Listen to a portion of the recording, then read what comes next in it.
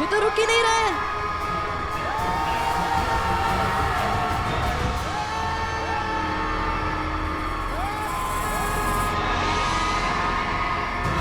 दिव्यास्त्र का उपयोग कीजिए भैया।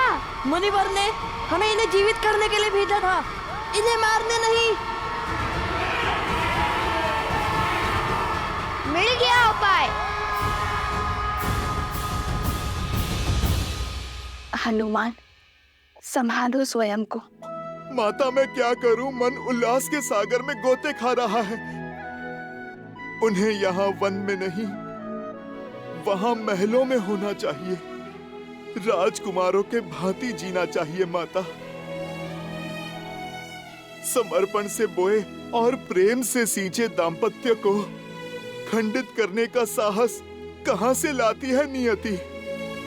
क्या मैं अयोध्या के कल को आज उनके पिता के सम्मुख नहीं ले जा सकता माता? क्या प्रभु और आपके पग में पड़ी वियोग की बेड़ियों को मैं नहीं काट सकता माता? हनुमान, जब मेरा तप पूर्ण होगा तो मेरे प्रभु श्री राम मुझे और मेरे पुत्र को ढूंढने अवश्य आएंगे। भगवान वाल्मीकि और अन्य मुनिवर लवकुश को जिस पथ पर भेज रहे हैं वो तब का ही पथ है हनुमान। और तुम तो बल और बुद्धि दोनों के ही स्वामी हो हनुमान। तुम्हें कुछ समझाने या बताने की आवश्यकता नहीं है। जो उचित लगे वो करो। जब लवकुश का जन्म हुआ था तो शत्रुघ्न भैया यहाँ आए थे। तब मैंने उनसे कहा था, सूर्यवंश के इन सूर्य का तेज अयोध्या तक नहीं पहुंचना चाहिए। आप किसी से कुछ नहीं कहेंगे भैया। किंतु तुम्हें कोई आज्ञा, कोई आदेश नहीं दूंगी, क्योंकि मेरे पुत्र हनुमान का निर्णय अनुचित हो ही नहीं सकता। माता, आपने मुझे डाल दिया ना धर्म संकट में। मेरा मन कहता है कि अभी प्रभु को सब सत्य बता दूं, किंतु धर्म तपस्या भंग करने का मैं अपराध नहीं करना चाहता माता।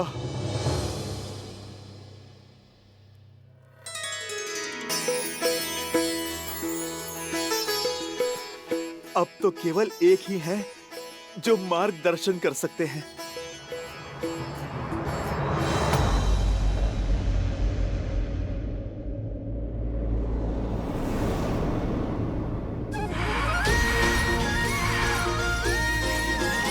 किंतु तुम्हें कैसे ज्ञात हुआ कि उनकी शिखा बांधने से वे शांत हो जाएंगे? इतना भी अज्ञानी नहीं हूँ मैं भैया। भूल गए भैया, बालपन में जब बालपन? अरे अर्थात जब और भी छोटा था, तब यज्ञोपवीत संस्कार के समय मैंने उपहास में सूंघकर उनकी शिखा खोल दी थी।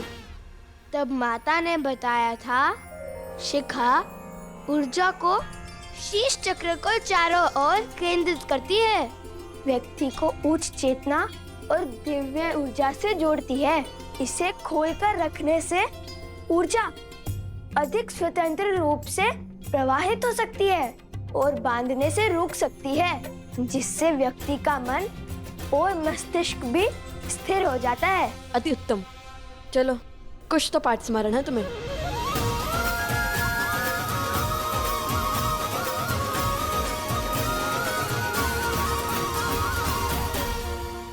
त्रिकालदर्शी भगवान वाल्मीकि को मेरा नमन। आ गए हनुमान?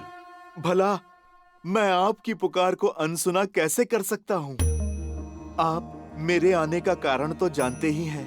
लव और कुश अयोध्यापति श्री राम के पुत्र हैं, किंतु संसार को ये सत्य बताने का समय अभी नहीं आया, क्योंकि आप उन्हें किसी बड़े उद्देश्य की पूर्ति के लिए सज्ज कर रहे हैं। जैसी आपकी इच्छा। किंतु मैं एक आज्ञा आपसे अवश्य चाहूंगा। आप मुझे मना मत कीजिएगा। साक्षात शिव के अंश को कैसे मना कर सकता हूं? यदि तुम्हारे मन में कोई इच्छा जागृत हुई है तो वो सर्वथा आवश्यक ही होगी। बोलो, क्या चाहते हो?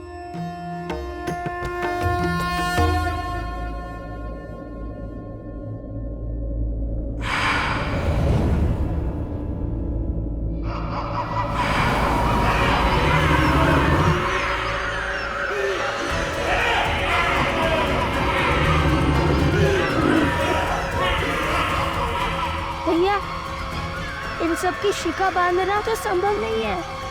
क्या करे कुश?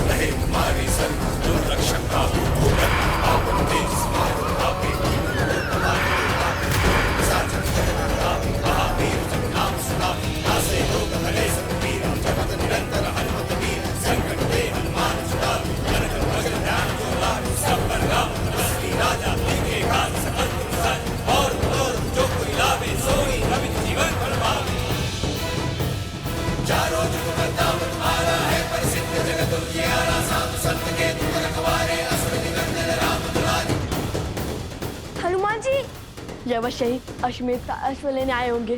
भागो कुश। अरे ऋषि कुमारो, रुकिए।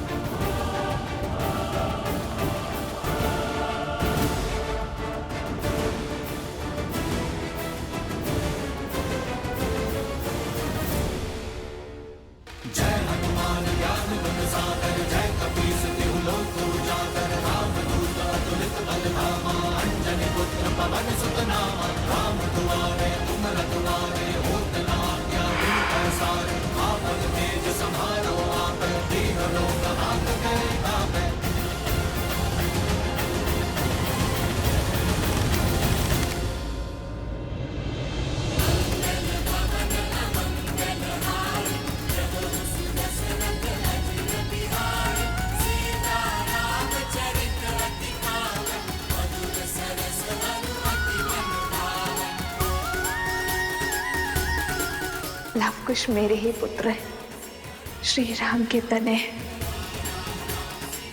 रघुकुल के वंशज। आगे मत बढ़ना, अन्यथा अपने बाण से छल्ली कर देंगे हम। मेरे भैया मिथ्या नहीं कहते। रुक जाइए हनुमान जी।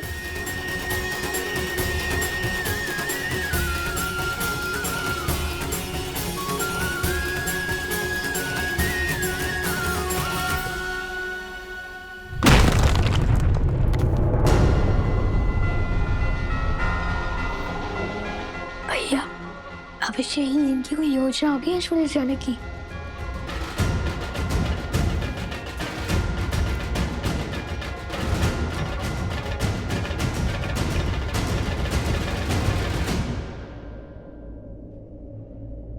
यदि आप अश्वमेध के अश्व को लेने आए हैं तो लौट जाइए। उसे ढूंढने में अपना समय व्यर्थ मत कीजिए। उचित कहा भैया। सुना है आप अमर हैं, कदाचित इसलिए बहुत समय है व्यर्थ करने के लिए। समय व्यर्थ करने वालों को एक दिन समय स्वयं व्यर्थ कर देता है। वैसे मैं यहाँ पर अश्व के लिए नहीं आया हूँ। मैं तो प्रभु श्री राम का सेवक हूँ, सैनिक नहीं। बिना इच्छा मैं नहीं लड़ता। तो फिर आप यहाँ क्यों आए? आप दोनों की सहायता करने। आप दोनों माता सीता की खोज में निकले हैं ना? उनका तो पुत्र मैं भी हूँ। आप दोनों का हाथ बटा दूं? तो श्री राम को हरा कर हमारे प्रश्नों का उत्तर देने के लिए बाध्य करेंगे। उनका साथ छोड़कर हमारा हाथ थामेंगे, प्रभु की सेवा से मुंह मोड़ेंगे। जब आप दोनों प्रभु श्री राम के समक्ष खड़े होंगे, मैं वचन देता हूँ, तब ना तो किसी का साथ दूंगा और ना ही हाथ थामूंगा। प्रभु राम की सेवा हो या फिर माता सीता की सेवा, वो दोनों एक ही तो हैं मेरे लिए। ठीक है, आप हमारे साथ आ सकते हैं। पहले बताइए, इस सहायता के बदले में क्या चाहिए आपको?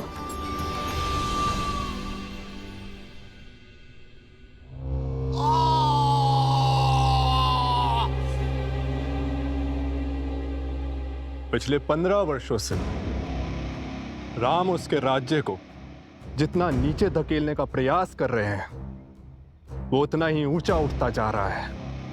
राम ने सहस्त्रों राक्षसों का संहार किया, अयोध्या में समृद्धि और शांति की ध्वजा लहराई।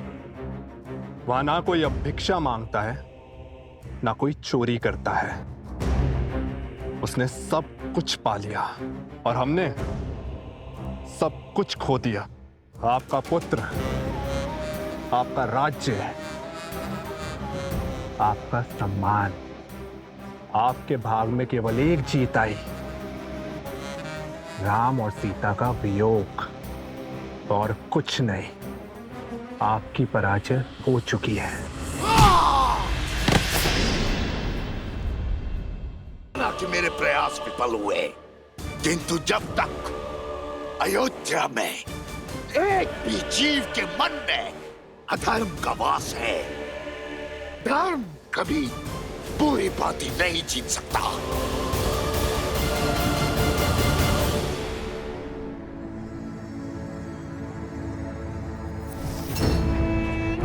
सत्य अनेक अर्थी नहीं होता है, उसका केवल एक ही अर्थ होता है, एक ही रूप होता है, एक ही स्वरूप होता है। जबकि मिथ्या शास्त्र मुखोटे लेके घूमता है। दूध में दही की एक बूंद की बात होता है। पहले पहले तो कुछ नहीं बदलता, किंतु फिर सत्य का स्वरूप भी बदल देता है। अगली चाल क्या होगी महाराज? अश्व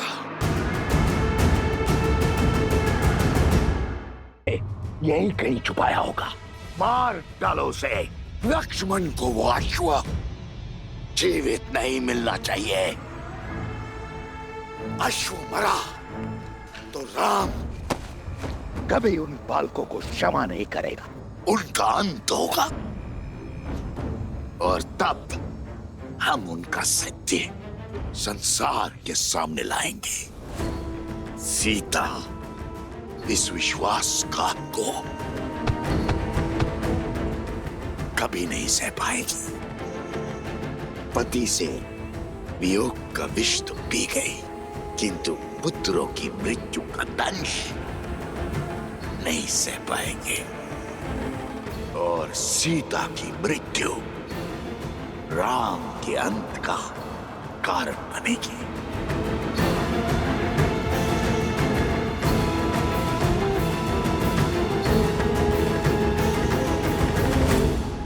उस अश्व को, परंतु उस अश्व को मारेंगे कैसे? उसे तो देवताओं का संरक्षण प्राप्त है। स्मरण नहीं, प्रबंधासुर की क्या दशा हुई थी?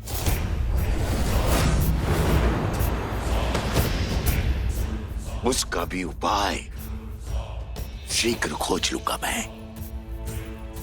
तुम जाओ और लक्ष्मण से पहले उस अश्व को खोजो। जाओ।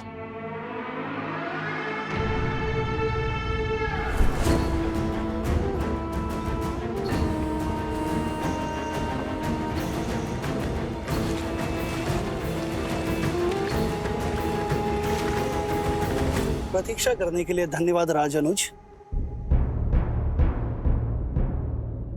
मेरी प्रतीक्षा को धैर्य समझने की भूल ना करें महोदय। मैं केवल अपने भैया की आज्ञा का पालन कर रहा हूं। ये शांति केवल मेरे भैया की इच्छा के कारण है। उनकी इच्छा है कि इस अश्व को ढूंढने में तनिक भी रक्तपात ना हो।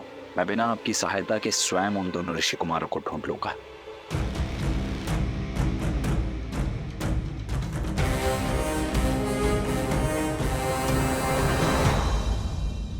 जय हनुमान जय जय हनुमान जय हनुमान जय जय हनुमान जय हनुमान जय जय हनुमान जय हनुमान जय जय हनुमान। दुर्गम काज जगत के जेते, सुगम अनुग्रह तुम्हारे तेते। इस सहायता के बदले में क्या चाहिए आपको? और अब उत्तर भी दीजिए। हनुमान जी, अति उत्तम। इनकी गोद में 100% सुरक्षित हो। जय सिया राम। अरे ये बालक तो जाग रहा है। किंतु आपने हमें बताया नहीं कि सहायता के अवैध में आपको क्या चाहिए। क्या आप दोनों ने वो गीत गाना छोड़ दिया? क्या? राम कथा।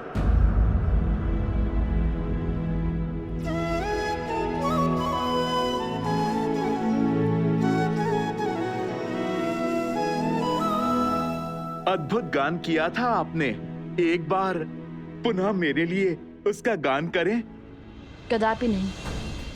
प्रभु श्री राम और माता सीता के प्रति हमारे मन में श्रद्धा और समर्पण अडिग है।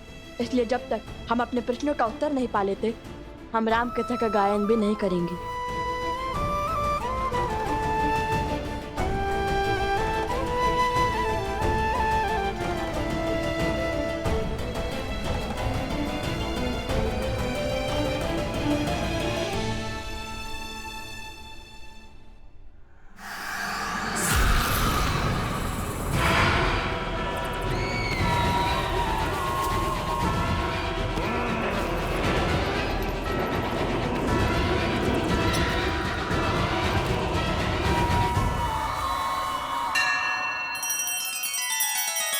श्री रामचंद्र कृपालु भजु मन हरण भव भय दारुणम।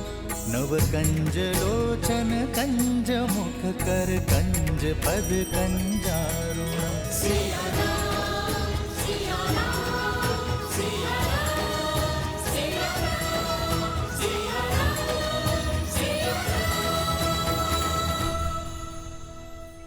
इसलिए हम प्रश्न करना चाहते हैं उनसे, और ये प्रश्न केवल उनसे नहीं हो सकता, तो चल पड़े माता सीता को खोजने।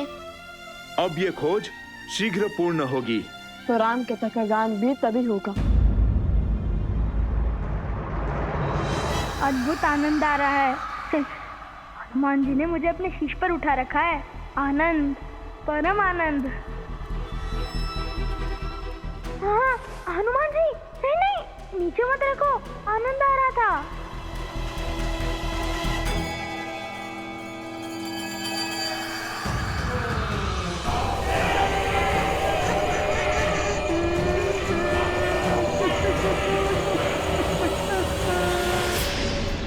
कलाकार तो कला के लिए हठी ही होता है ना? केवल कला नहीं, अपने सिद्धांतों के लिए भी। बचाओ, बचाओ, बचाओ, बचाओ, बचाओ, बचाओ।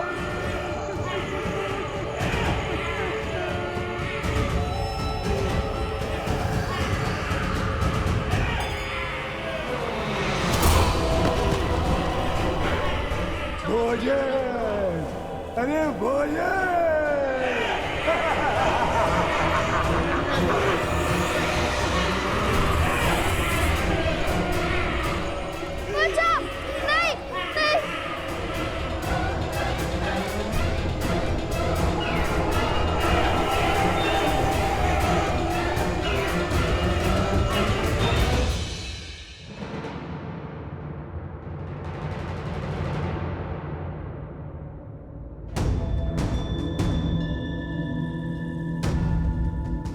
मेरा हृदय कहता है कि मेरा भाई शत्रुघ्न यहीं कहीं पास ही में है, और मैं ये भी जानता हूं कि निश्चित रूप से वो सुरक्षित भी है। भला दो कलाकार ऋषि कुमार महावीर शत्रुघ्न को क्या ही क्षति पहुंचा देंगे। राज अनुज, जब से हम यहाँ आए हैं तब से केवल एक कुटीर के द्वार खोले हैं और उसके बाहर बहुत सा चारा रखा था, किंतु कुछ समय बाद बहुत सा चारा लुप्त हो गया। वहां किसी के होने की आशंका लगती है। कहाँ है वो स्थान? वहां।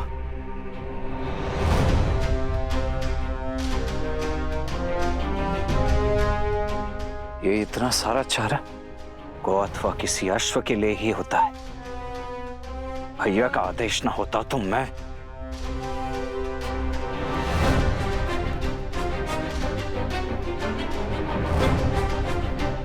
हाँ, यही है। चौथी बार चारा लेकर आया है यहाँ पर।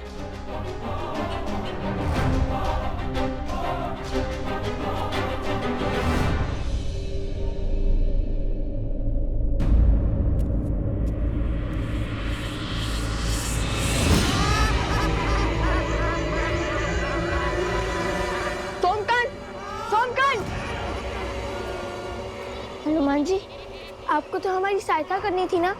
कुछ हमें कुछ करना होगा। नहीं, तुम्हारी रक्षा करने हेतु मैं बाध्य हूं। ये परीक्षा है मेरी, मुझे ही पूर्ण करने दो।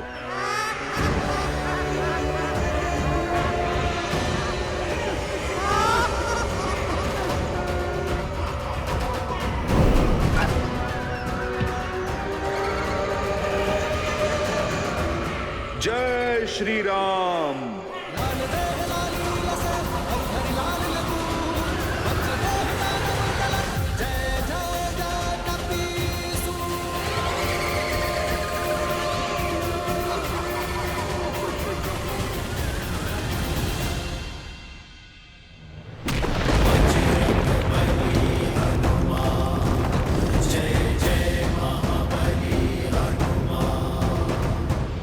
ये बालक मेरे साथ हैं।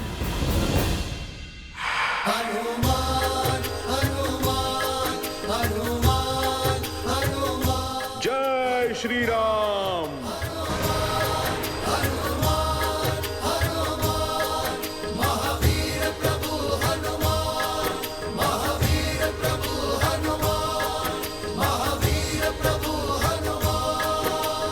धन्यवाद हनुमान जी, आपने मुझे बचा लिया।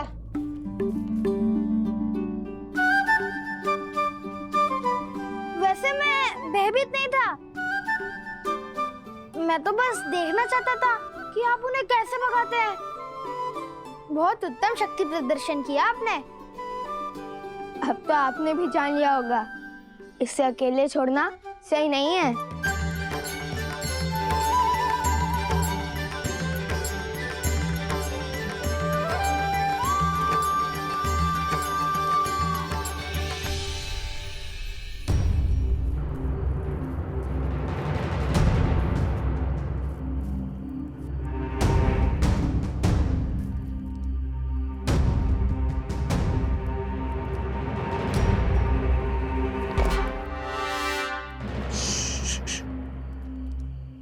कोई भी ध्वनि नहीं होनी चाहिए। यदि उन्हें ज्ञात हुआ कि हम यहाँ हैं, तो वो शत्रुघ्न का स्थान बदल देंगे।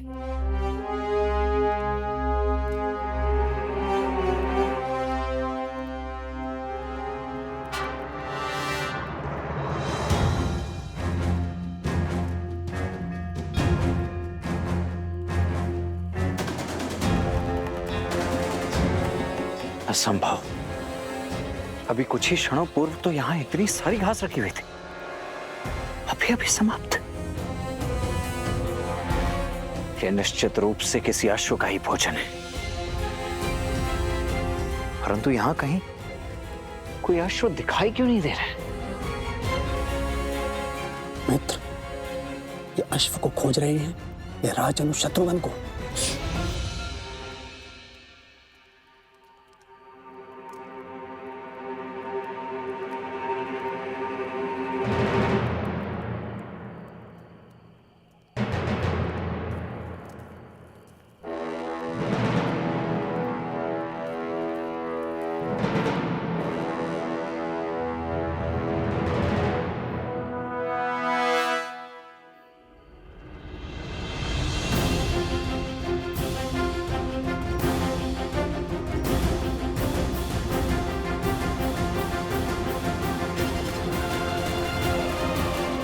आर्य सुमत। जी महाराज। सभी गुरुकुलों में शिक्षा शीघ्र ही आरंभ हो जानी चाहिए। अश्वमेध के विलंब का प्रभाव शिष्यों पर नहीं पड़ना चाहिए। जी भैया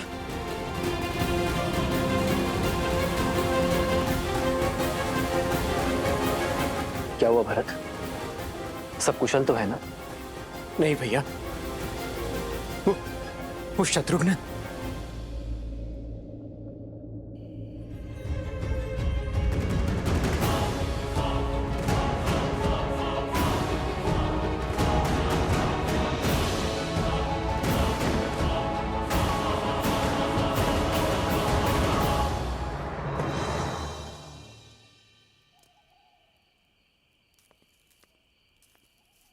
शत्रुघ्न शत्रुघ्न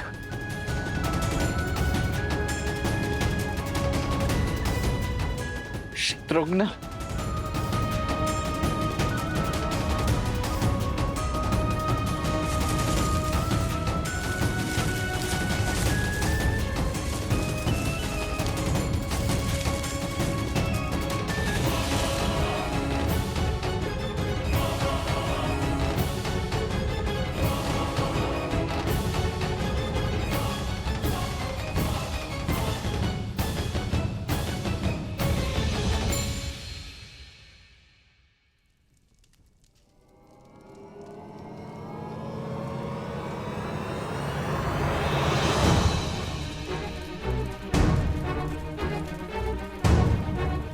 भैया ये देखिए, शत्रुघ्न का आसन। ये तो अवश्य अनिष्ट का प्रतीक है। किंतु ये सब हुआ कैसे भरत? संध्या के पश्चात जब सेवक दीपक बुझा रहे थे तब।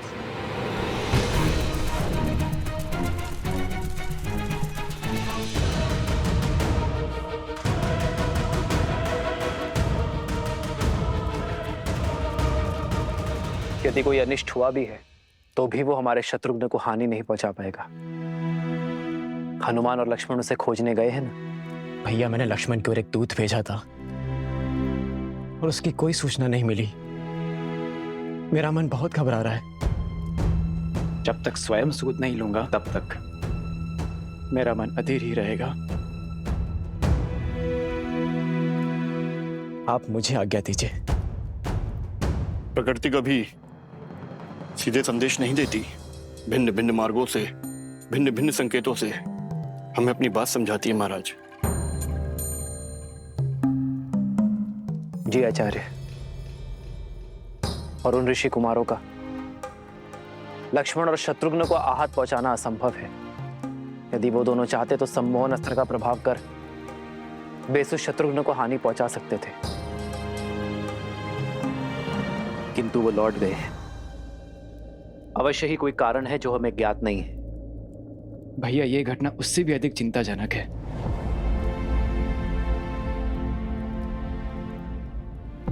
मैं नहीं चाहता मेरा अनुज चिंता में रहे। कल सूर्य की पहली किरण के साथ तुम प्रस्थान करोगे भरत। जो आज्ञा भैया।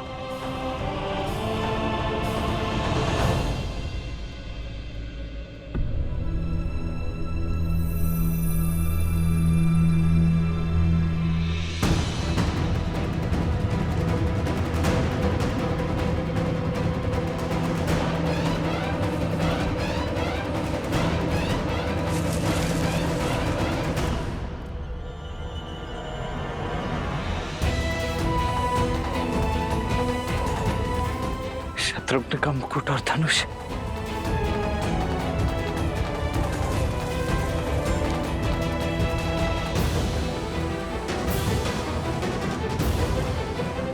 अर्थात मेरा संदेह सत्य ही है। शत्रुघ्न को उन दोनों ऋषि कुमारों ने ही छिपा है।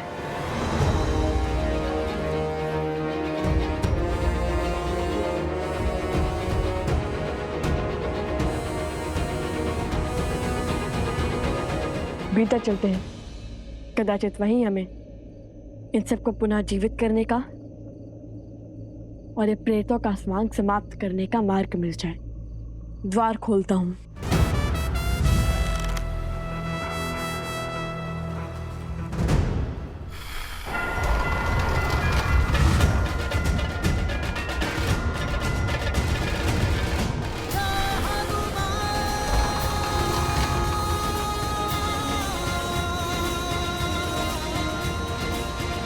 हनुमान जी, आपके बल से परिचित है हम, किंतु ये कार्य अगस्त्य ऋषि ने हमें सौंपा है, तो कृपया करके ये दायित्व हमें ही उठाने दे। मैंने तो केवल आपकी सहायता माता सीता को खोजने की कीजिए, हमारा मार्ग सरल बनाने में नहीं। जो आ गया ऋषि कुमार। आप द्वार के बाहर ही यहाँ पर अपनी दृष्टि रखिए। परंतु छोड़िए और यहाँ रुककर यहाँ की दृष्टि रखिए।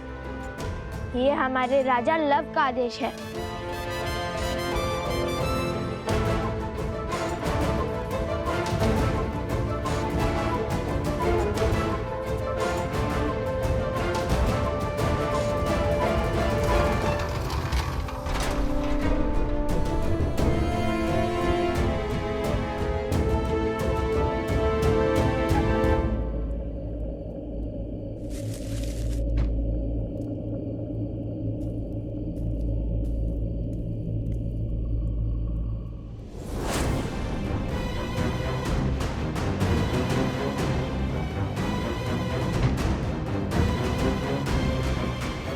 अरे यहाँ कौन आया था?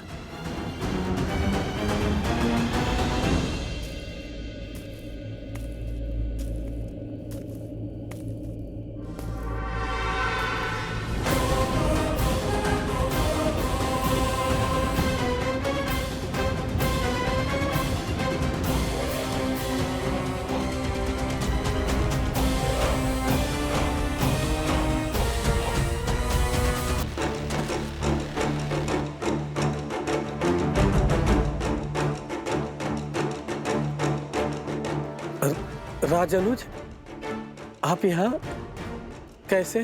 पहले ये बताओ, ये यहाँ कैसे?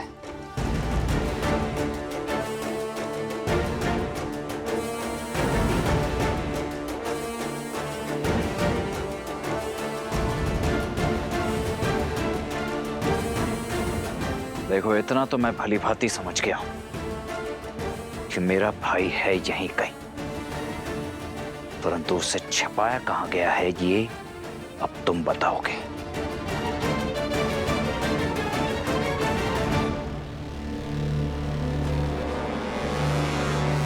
राजद्रोह मत करवाइए राजानुज, मैं ये लांछन सह नहीं पाऊंगा।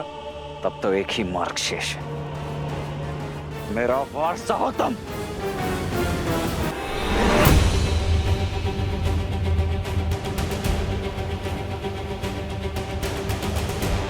अब प्रश्न केवल अश्व का नहीं, मेरे भाई राजानुज शत्रुघ्न का भी है, इसलिए आप मेरे धैर्य की परीक्षा मत लो। सत्य बताने के लिए सज्ज हो जाओ, अन्यथा मैं सज्ज हूं। मैं ले लीजिए मेरे प्राण।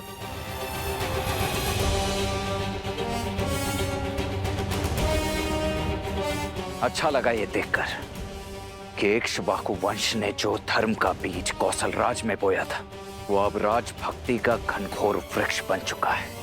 किंतु मेरी एक बात ध्यान से सुन लो,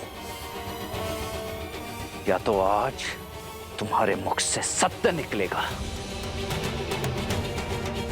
अन्यथा निकलेंगे प्राण, और केवल तुम्हारे नहीं, उन दोनों ऋषि कुमारों के भी। युद्ध में 2 क्षण भी मेरे समक्ष टिक नहीं पाएंगे, वो धराशायी हो जाएंगे तुम्हारे नए नवेले राजा।